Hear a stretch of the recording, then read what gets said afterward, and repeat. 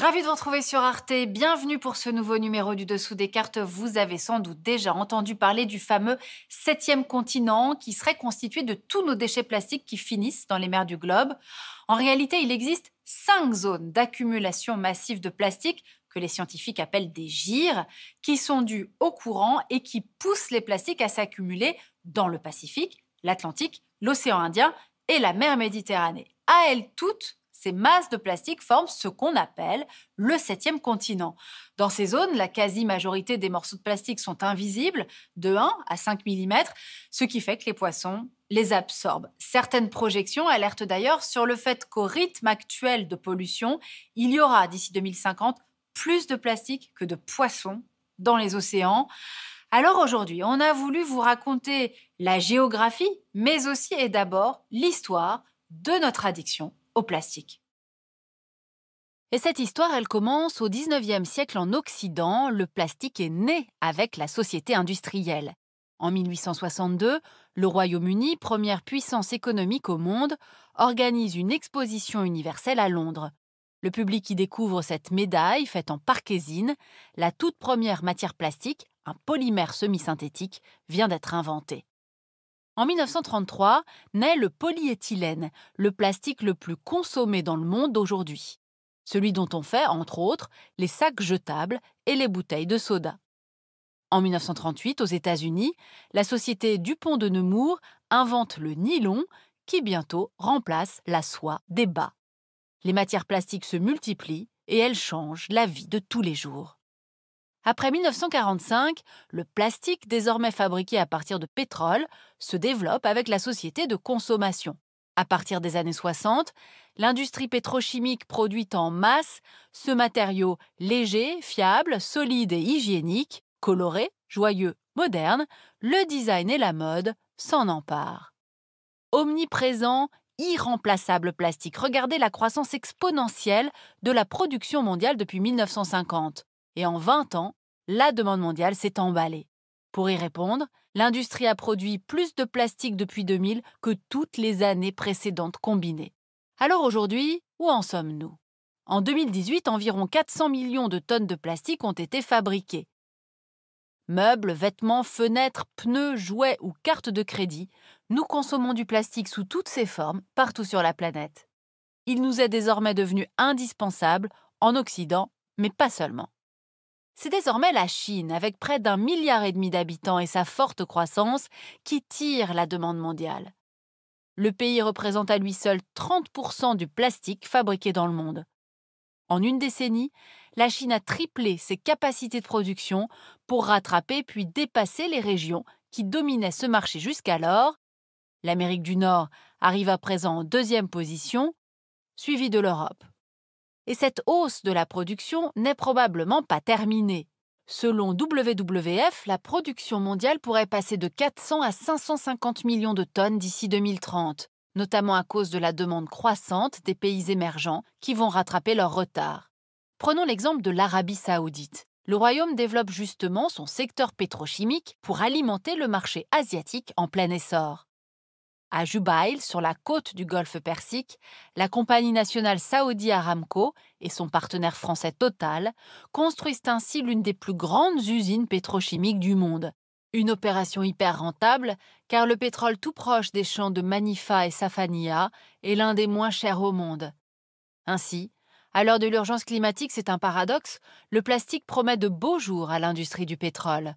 En 2050, selon l'Agence internationale de l'énergie, on utilisera plus de pétrole pour fabriquer du plastique que pour faire rouler les voitures et voler les avions.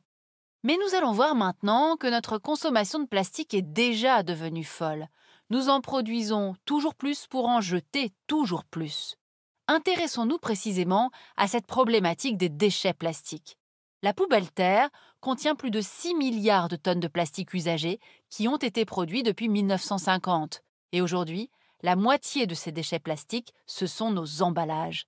Leur durée d'utilisation est de moins d'1 an, parfois même de quelques jours. Bienvenue dans la société du tout jetable. Alors regardons à présent cette géographie des déchets qui reflète les inégalités de la mondialisation. Les pays à haut revenu produisent près de la moitié des déchets plastiques dans le monde.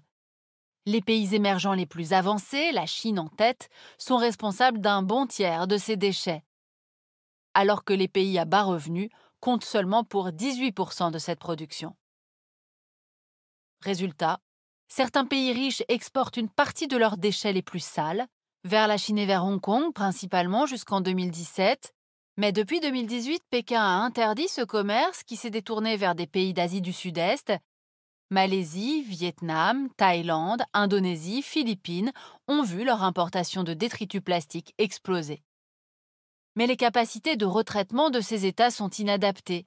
Des décharges à ciel ouvert et des usines clandestines très polluantes ont fleuri.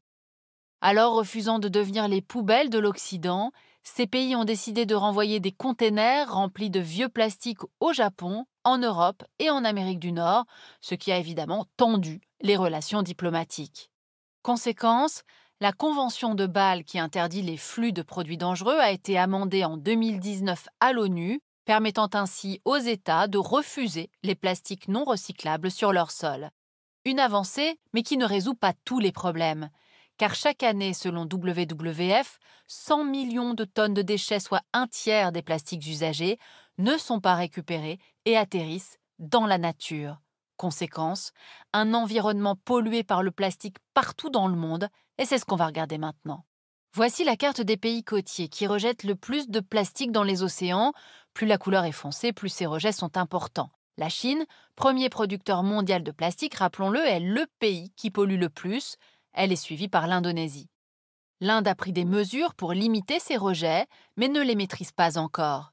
L'Égypte et le Nigeria font aussi partie des plus gros pollueurs plastiques de la planète, tout comme le Brésil, les pays côtiers de l'Union européenne et les États-Unis. Conséquence, au large des côtes, d'immenses îles de débris de plastique s'amassent dans chacun des océans du globe, on l'a dit tout à l'heure. Alors cette pollution des océans par le plastique, c'est la plus visible et la plus médiatisée, mais ce n'est que la partie émergée de l'iceberg. L'air, les terres, les fleuves sont aussi envahis par le plastique. En fait, c'est toute la biodiversité qui est atteinte. Alors, que faire? Eh bien, nous allons voir maintenant qu'il existe quand même des solutions pour essayer de limiter les dégâts. Première solution, bien sûr, recycler plus et mieux. Vous voyez sur cette carte les pays d'Europe qui recyclent le plus leurs emballages plastiques, comme la République tchèque, l'Espagne et les Pays-Bas, et juste derrière l'Allemagne, et puis les mauvais élèves, comme la Finlande et la France. La France, qui recycle seulement 26% de ses emballages, vient pourtant d'adopter une loi qui vise à recycler 100% de tous ses déchets plastiques à l'horizon 2025. Alors le problème, c'est que le plastique qui est mélangé à d'autres composants se recycle très mal. Aujourd'hui, avec des prix du pétrole au plus bas, il est bien plus rentable pour l'industrie de produire du plastique neuf. À l'avenir, il faudrait donc concevoir des plastiques beaucoup plus durables dans une économie circulaire. La deuxième solution consiste à appliquer au secteur le principe du pollueur-payeur, notamment en taxant les multinationales. D'après Break Free from Plastic, Coca-Cola, présent dans presque tous les pays du monde, produirait 100 milliards de bouteilles plastiques par an. Coca serait l'entreprise qui jetterait le plus de plastique au monde, juste devant Pepsi et Nestlé, les autres géants mondiaux de l'agroalimentaire. Eh bien aujourd'hui, dans les pays à bas revenus d'Afrique, ces grandes entreprises suppriment les bouteilles en verre consignées et vendent des emballages plastiques toujours plus petits. Alors en 2019, l'Union européenne a adopté une directive qui oblige désormais ces entreprises du secteur alimentaire, mais aussi les fabricants de cigarettes, car les filtres en viscose sont très polluants, à payer pour la gestion des montagnes de plastique jetées dans la nature. Enfin, troisième solution, certainement la plus essentielle, réduire notre consommation. Et d'abord, il s'agit pour chacun d'entre nous d'en finir avec le règne du plastique jetable. Le Rwanda, le Kenya et le Maroc ont par exemple interdit les sacs en plastique sous peine d'amende et encouragent la production locale de sacs tissés. La Chine interdit aussi progressivement les sacs en plastique ainsi que les pailles, le polystyrène et la vaisselle. Le Canada et l'Union européenne, quant à eux, interdiront à partir de 2021 la vente de plusieurs objets en plastique à usage unique, pailles, couverts, assiettes et aussi coton-tiges, touillettes, tiges de ballon. Selon WWF, En supprimant progressivement ces produits jetables, nous pourrions réduire la demande mondiale de plastique de 40% d'ici 2030 et commencer ainsi enfin à limiter l'invasion plastique de notre planète. Il existe donc à la fois une prise de conscience et des solutions pour lutter contre la pollution au plastique, l'une des principales menaces environnementales de la planète. Mais le problème, c'est que cette lutte mondiale connaît des hauts et des bas. Ainsi, la crise du Covid-19 a provoqué le retour en force du plastique en raison de la multiplication des masques, des gants, des lunettes, des visières. Dans le monde entier, des millions de personnes se sont procurés des masques en plastique à usage unique. On en retrouve déjà sur les plages et dans les océans. Bref, on l'aura compris, la bataille contre le plastique est loin d'être gagnée. Pour aller plus loin, à télécharger en allemand ou en anglais l'Atlas du plastique qui donne les faits, les données et les chiffres. Et puis bien sûr, le numéro 56 de l'excellente revue Carto, le plastique, l'autre marée noire, un danger planétaire, sous la responsabilité de Guillaume Fourmont. Ainsi s'achève ce nouveau numéro du Dessous des cartes. Rendez-vous bien sûr la semaine prochaine, même endroit, même heure. Et d'ici là, n'oubliez pas notre site internet arte.tv. À bientôt.